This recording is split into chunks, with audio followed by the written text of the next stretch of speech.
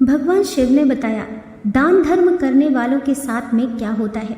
एक समय की बात है, एक गांव में एक सेठ और सेठानी रहते थे।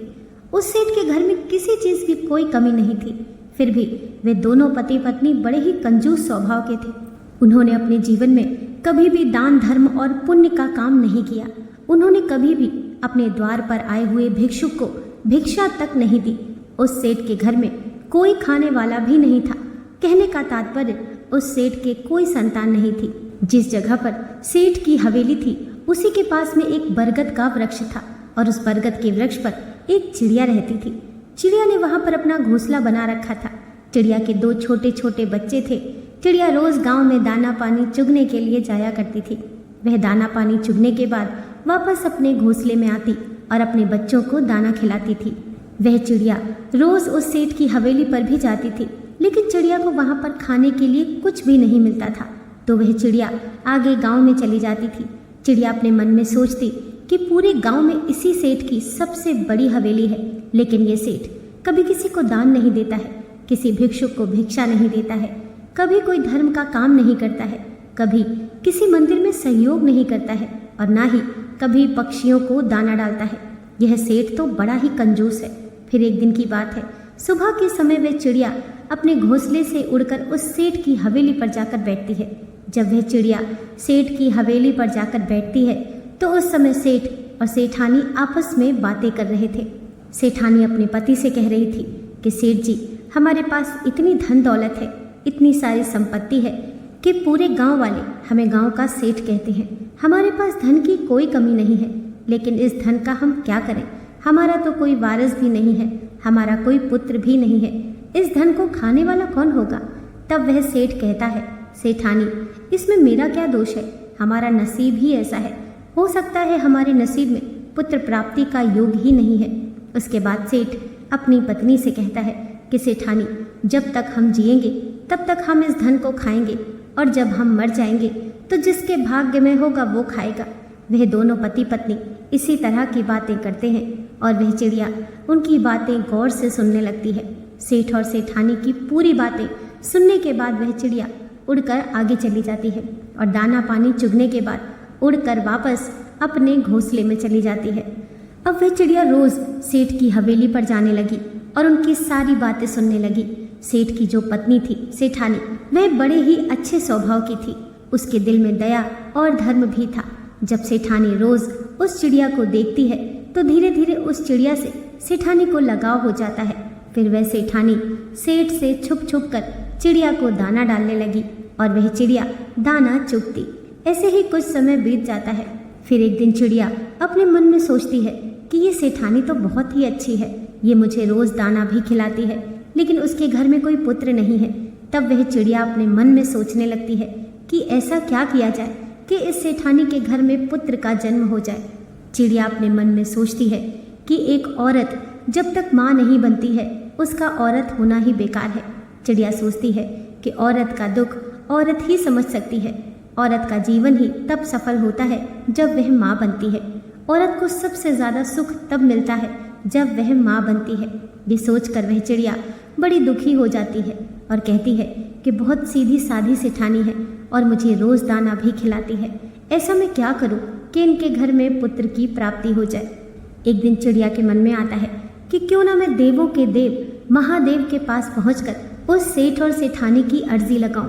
यही सोचकर वह चिड़िया अपने पति चिड़ा से कहती है कि पिया जी, मैं कुछ दिनों के लिए कहीं जा रही हूँ, आप हमारे बच्चों का ख्याल रखना और उन्हें समय समय पर दाना पानी देते रहना।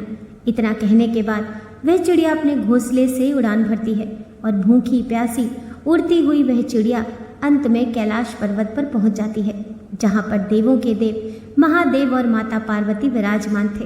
वह चिड़िया उड़ती हुई जाकर के माता पार्वती के चरणों में गिर जाती है। चिड़िया माता पार्वती के चरणों में गिरते ही बेहोश हो जाती है। फिर माता पार्वती उस चिड़िया को अपने हाथों में उठाती हैं और चिड़िया से कहती हैं, हे चिड़िया, तुम कहाँ से आई हो? तुम बहुत परेशान लग रही हो, क्या बात है, मुझे बताओ। फिर वह चिड़िया माता पार्वती से कहती है कि हे माता, मैं बहुत दुखी हूँ और मैं बहुत दूर से आई हूँ। मैं अपने दुख से दुखी नहीं हूँ, मैं किसी और के दुख से दुखी हूँ। माता पार्वती कहती हैं कि हे चिड़िया, तुम क्यों दुखी हो, मुझे साफ साफ बताओ। तब चिड़िया कहती है कि हे माता, जहाँ पर मैं रहती हूँ वहाँ पर एक सेठ और एक सेठानी भी रहते हैं। उनका कोई पुत्र नहीं है और वह सेठानी बहुत ही अच्छी है। इतनी सी बात कहकर वह चिड़िया फिर से बेहोश हो जाती है। माता पार्वती उस चिड़िया को फिर से होश में लाने की कोशिश करती हैं। काफ़ी देर के बाद वह चिड़िया फिर से होश में आ जाती है। तब माता पार्वती उस चिड़िया को कुछ दाना पानी खिलाती हैं। माता पार्वती कहती हैं कि हे चिड़िया, तुम चिंता ना करो, अभी भगवान शिव ध्यान में लीन हैं। जब थोड़ी देर बाद उनका ध्यान टूटेगा तो हम उनसे बात करेंगे। फिर थोड़ी ही देर बाद भगवान शिव अपनी साधना से उठते हैं। माता पार्वती उस चिड़िया को अपने हाथों में लेकर महादेव के पास जाती हैं और कहती हैं, हे स्वामी, जिस गांव में ये चिड़िया रहती है उसी गांव में एक सेठ और सेठानी रहते हैं। क्या उनके भाग्य में पुत्र की प्राप्ति है या नहीं? तब महादेव ध्यान लगाकर देखते हैं और कहते हैं कि हे देवी, उनके भाग्य में कोई पुत्र की प्राप्ति नहीं है। तब माता पार्वती कहती हैं, हे स्वामी, अगर उनके भाग्य में पुत्र नहीं है तो आपको पुत्र देना होगा। भगवान शिव कहते हैं, हे देवी, तुम जिद क्यों करती हो? अगर उनके भाग्य में पुत्र की प्राप्ति नहीं है तो मैं उन्हें पुत्र कैसे दे सकता हूँ? लेकिन माता पार्वती जिद करती हैं और कहती हैं, हे स्वामी, ये चिड़िया बहुत ही दूर से आई है और ये आशा लेकर आई है कि हम इसकी मदद ज़रूर करेंगे। माता पार्वती कहती हैं, हे स्वामी, ये चिड़िया बहुत दूर से आई है, हम इसे खाली हाथ नहीं भेज सकते। ये बात सुनते ही महादेव कहते हैं कि हे देवी, तुम हर बार जिद करती हो और मुझे हर बार तुम्हारी जिद पूरी करनी पड़ती है। ठीक है, अगर तुम जिद कर रही हो तो सेठ और सेठानी को मैं एक पुत्र जरूर दूंगा, परंतु तुम एक बात इस चिड़िया से कह दो कि वह सेठ और सेठानी कोई दान नहीं करते हैं, कोई भी पुण्य का काम नहीं करते हैं, कोई भी पुराण वेद शास्त्र नहीं पढ़ते हैं। वह दोनों नास्तिक हैं। अगर वे नास्तिक से आस्तिक हो जाएंगे, अगर वे धर्म का काम करने लगे तो हम उन्हें एक पुत्र की प्राप्ति अवश्य देंगे। उनको मंदिर भी जाना होगा, भिक्षुक को खाना भी देना होगा, दान और धर्म भी करना होगा, ईश्वर का भजन भी करना होगा, तभी उन्हें पुत्र की प्राप्ति होगी। तब वह चिड़िया कहती है कि हे भोलेनाथ, मैं अपनी तरफ से पूरी कोशिश करूंगी कि वह सेठ और सेठानी मंदिर भी जाएं, पूजा पाठ भी करें और दान दक्षिणा भी दें। उसके बाद भगवान शिव कहते हैं, तथास्तु। उसके बाद में चिड़िया भगवान शिव और माता पार्वती को प्रणाम करती है और वहाँ से चल देती है। चिड़िया उड़ते उड़ते अपने घोंसले में आ जाती है और उसके 9 महीने के बाद सेठानी को एक सुंदर पुत्र की प्राप्ति होती है। वह सेठ और सेठानी पुत्र को पाकर बहुत खुश होते हैं और वह चिड़िया भी फूली नहीं समा रही थी। वह चिड़िया बहुत खुश थी कि उसकी मेहनत सफल हो गई है। चिड़िया भी ये जानकर बहुत खुश होती है। फिर वह चिड़िया सोचती है कि वह सेठ इस गांव का सबसे धनी सेठ है और वह अपने बेटे को अच्छा अच्छा खाना खिलाएगा तो खाने के कुछ टुकड़े तो नीचे भी गिरेंगे और वो हमें भी खाने को मिलेगा। ये सोचकर वह चिड़िया बहुत खुश होती है। धीरे धीरे वह सेठ का लड़का बड़ा होने लगता है। फिर एक शिवरात्रि निकल गई, दूसरी शिवरात्रि भी निकल गई, तीसरी शिवरात्रि भी निकल गई, चौथी शिवरात्रि भी निकल गई और जब 5वीं शिवरात्रि आने वाली थी तो वह चिड़िया बहुत चिंतित हो जाती है और बहुत दुखी भी हो जाती है। वह चिड़िया सोचती है कि ये सेठ का बेटा 5 साल का हो चुका है, लेकिन ये सेठ और सेठानी ना कभी मंदिर जाते हैं, ना पूजा पाठ करते हैं और ना किसी गरीब को खाना खिलाते हैं।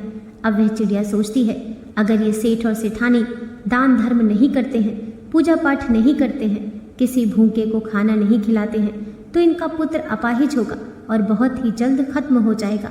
यही सोचकर वह चिड़िया बहुत ज़्यादा चिंतित होती है और दुखी भी हो जाती है। अब चिड़िया सोचने लगती है कि मैं सेठ और सेठानी को कहूँ तो कैसे कहूँ, ये मेरी भाषा को भी नहीं समझते हैं, ये मेरे इशारों को भी नहीं समझ पाएंगे, अब मैं क्या करूँ। यही सोचकर वह चिड़िया बहुत ज़्यादा दुखी हो जाती है। तब तक उस चिड़िया के बच्चे भी बड़े हो चुके थे। वह चिड़िया अपने बच्चों से कहती है कि बच्चों, तुम अपना ख्याल रखना, मैं कुछ दिनों के लिए कहीं बाहर जाकर आ रही हूँ। वह चिड़िया फिर से अपने घोंसले से उड़ान भरती है और सीधे कैलाश पर्वत पर पहुँचती है। कैलाश पर्वत पर जाकर माता पार्वती के चरणों में गिर जाती है। माता पार्वती उस चिड़िया को अपने हाथों में उठाकर कहती हैं, हे चिड़िया, अब तुम्हें क्या परेशानी है? तुमने जो कहा था वो तो हो चुका है। सेठ और सेठानी को पुत्र की प्राप्ति हो चुकी है, अब तुम यहाँ क्यों आई हो? तब वह चिड़िया माता पार्वती से कहती है कि माता, सेठ और सेठानी को पुत्र की प्राप्ति तो हो चुकी है, लेकिन उनसे दान दक्षिणा कराने में मैं असफल रही। उनको मैं धर्म के मार्ग पर नहीं ला सकी। वे दोनों पति पत्नी आज भी वही काम करते हैं जो कि पहले करते थे। वे दोनों पति पत्नी जैसे पहले थे वैसे के वैसे ही हैं। तब भगवान शिव कहते हैं, हे चिड़िया, तब उनका पुत्र अपाहिज होगा। फिर वह चिड़िया माता पार्वती के चरणों में गिर जाती है और कहने लगती है, हे माता, ऐसा नहीं होना चाहिए। चिड़िया इस बात को अच्छी तरह से जानती थी कि अगर माता पिता से कुछ मांगना हो तो माता के चरणों में गिर जाओ। यदि माता को राजी कर लेते हैं तो पिता तो अपने आप ही मान जाते हैं। यही सोचकर चिड़िया माता पार्वती के चरणों में गिर जाती है और अपने सर को पीटने लगती है। माता पार्वती फिर से चिड़िया को अपने हाथों में उठा लेती हैं और कहती हैं, हे चिड़िया, तुम शांत हो जाओ। फिर माता पार्वती फिर से महादेव से कहती हैं, हे स्वामी, ऐसा नहीं होना चाहिए। फिर वह चिड़िया कहती है, हे माता, मैंने बहुत कोशिश की उन्हें अपनी भाषा में समझाने की, लेकिन ना तो वह मेरी भाषा समझ पाते हैं और ना ही मेरे इशारों को समझ पाते हैं, और मैं अब करूं तो क्या करूं। फिर वह चिड़िया कहती है, हे माता, अगर आप दोनों वहां चलकर सेठ और सेठानी को धर्म के मार्ग पर लाएं तो बहुत अच्छा होगा। तब माता पार्वती और भगवान शिव चिड़िया से कहते हैं, चलो ठीक है, ऐसा ही होगा। हम बहुत जल्द सेठ और सेठानी के द्वार पर पहुंचने वाले हैं। फिर वह चिड़िया वापस अपने घोंसले में आ जाती है।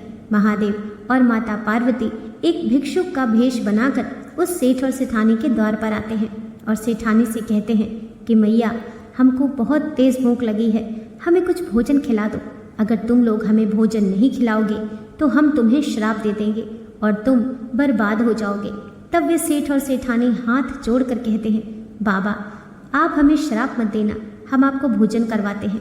तब सेठानी साधु के भेष में भगवान शिव और माता पार्वती को अपने घर के अंदर ले जाती है और दोनों को अच्छे अच्छे पकवान बनाकर खिलाती है। और जो वह सेठानी का पुत्र था वो घर में इधर उधर घूम रहा था। कभी महादेव और माता पार्वती को रोटी लाकर डालता है तो कभी उनको सब्जी लाकर डालता है, कभी कोई और मिठाई लाता है। ये देखकर माता पार्वती बहुत खुश होती हैं। माता पार्वती सोचती हैं कि ये महादेव का प्रसाद है, इसीलिए इतना चंचल है। ये सेठानी साधु के भेष में माता पार्वती और महादेव को भोजन करा देती है। उसके बाद महादेव और माता पार्वती उसके घर से जाने लगते हैं। तब सेठ और सेठानी दोनों आते हैं और हाथ जोड़कर कहते हैं कि बाबा, हमसे आपकी सेवा में कोई कमी तो नहीं हुई? यदि कमी रही हो तो हमें क्षमा कर दें, हमें कोई श्राप ना दें। तब महादेव कहते हैं कि सेठ और सेठानी, ध्यान से सुनो, गलतियां तो तुमने बहुत की हैं और गलतियां करते ही जा रहे हो। अगर इसी तरह से करते रहे तो तुम्हारे पुत्र पर घोर संकट आने वाला है और तुम्हारा पुत्र बहुत जल्द इस दुनिया से अलविदा हो जाएगा। तब वे सेठ और सेठानी महादेव के चरणों में गिर जाते हैं और कहते हैं कि बाबा, हमें कोई मार्ग बताइए, हम क्या कर सकते हैं? बुढ़ापे में जाकर तो हमें एक पुत्र की प्राप्ति हुई है, अब हम इस पुत्र को खोना नहीं चाहते हैं। तब महादेव कहते हैं, खड़े हो जाओ और ध्यान से सुनो, आज के बाद अगर कोई तुम्हारे द्वार पर आता है तो वो खाली हाथ नहीं जाना चाहिए।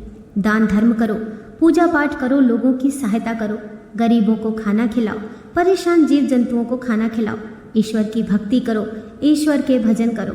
तभी दोनों पति पत्नी हाथ जोड़कर भगवान के चरणों में गिर जाते हैं और कहते हैं कि हे बाबा, हम ऐसा ही करेंगे।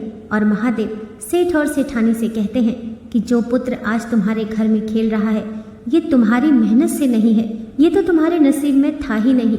ये तो एक चिड़िया की मेहनत है जो तुम्हारे यहाँ से उड़कर कैलाश पर्वत पर पहुंची और भगवान शिव और माता पार्वती से विनती करके इस पुत्र को तुम्हारे लिए मांगा है। ये तो उस चिड़िया की भक्ति का फल है जो आज तुम्हारे घर में खेल रहा है। तब वे सेठ और सेठानी कहते हैं कि बाबा, वो चिड़िया कौन सी है? तभी वह चिड़िया वहाँ पर आ जाती है और महादेव और माता पार्वती को प्रणाम करती है। वो दिन शिवरात्रि का था जिस दिन महादेव और माता पार्वती सेठ और सेठानी के घर आए थे। सेठ और सेठानी के घर महादेव और माता पार्वती अपना असली रूप धारण करते हैं और सेठ और सेठानी को अपना दर्शन देते हैं। उस चिड़िया का महाशिवरात्रि सफल हुआ। बड़े ही धूमधाम से वह सेठ और सेठानी अपनी शिवरात्रि मनाते हैं। उनकी शिवरात्रि सफल हो जाती है। दोस्तों, आशा करती हूँ आज की कथा आपको ज़रूर पसंद आई होगी। वीडियो पसंद आई हो तो लाइक कीजिए, चैनल को सब्सक्राइब कीजिए। मिलते हैं नेक्स्ट वीडियो के साथ।